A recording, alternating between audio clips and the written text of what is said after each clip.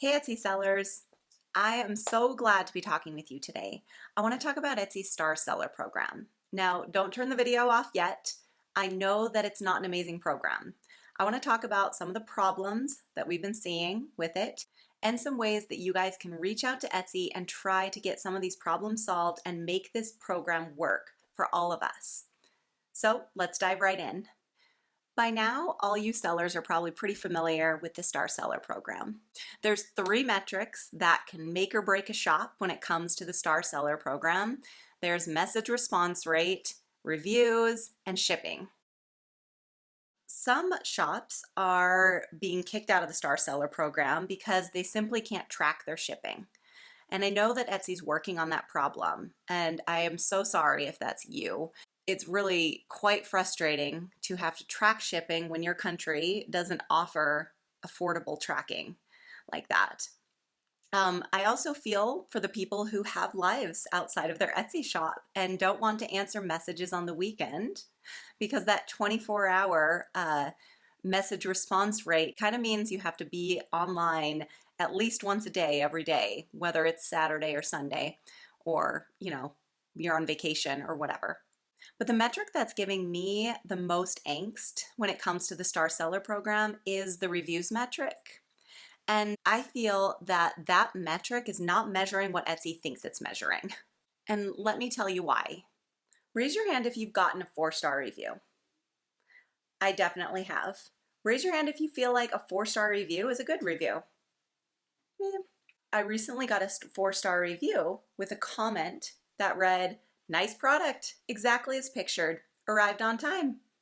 Whoever wrote that comment and gave me 4 stars clearly had a good experience with my shop. They got what they wanted, no trouble. They may even come back to buy from me again, but they didn't fall head over heels for what they bought. I mean, they probably weren't wowed out of their socks by the shirt that they got in the mail from my shop. I think my shirts are pretty amazing. I think they're all worth 5 stars, but that's okay if somebody likes it but doesn't think it's the most amazing product on the planet.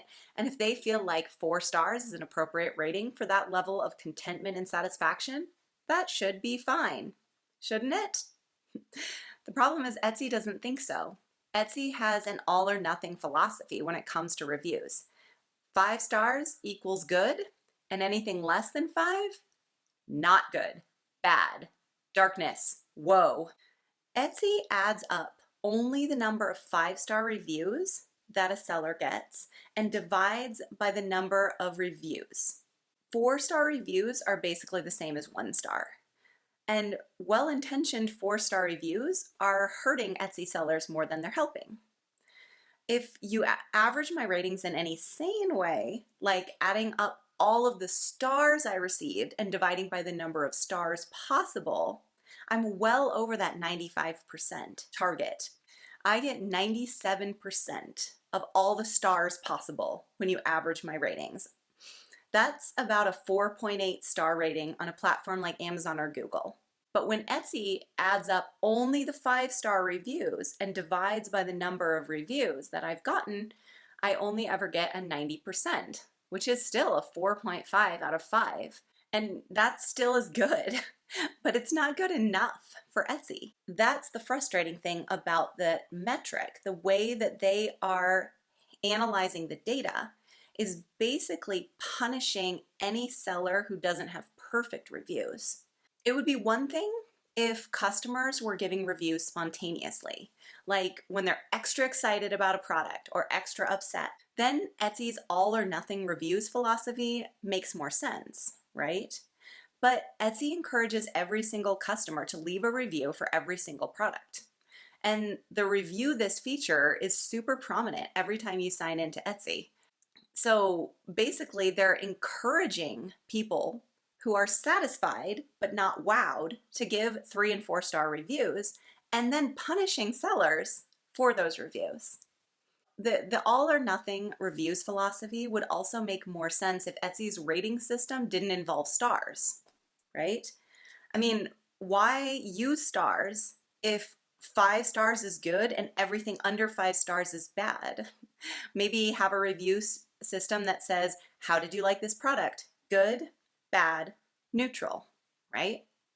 I don't know. How do you feel about the customer service in this shop? Good. Bad? Neutral. But Etsy's using stars and then ignoring them, basically. And what's magic about that 95% to Etsy? In the real world, aka Google, anything between 4.3 and 5 is awesome.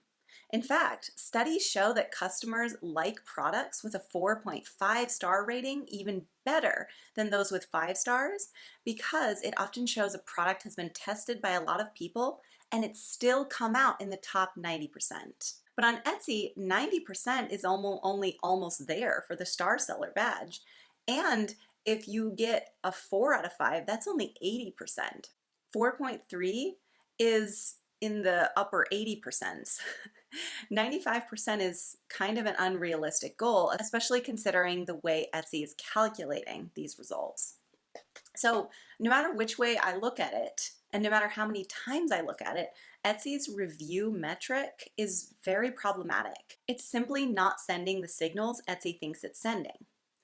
My guess is that shops that are consistently getting the star seller badge are good shops with good products and good customer service, but they're not necessarily all of the shops with good customer service and good products. Smaller shops that sell less often and get fewer reviews are more likely to get the star seller badge, simply because there's less chance for them to get a poor review.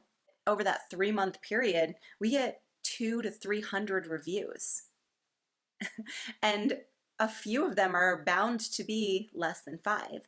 Also, if you sell something that varies, like we sell t-shirts, and t-shirts just have a lot of variation. Sometimes a person will get a t-shirt and it is exactly what they ordered and we made it exactly as we told them we would, yet it doesn't really look good on them. That happens with online shopping all the time, right?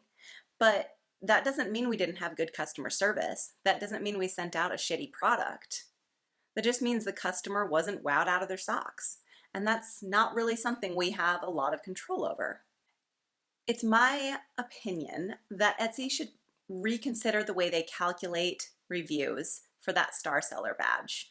It's simply leaving out a lot of shops that are star seller quality.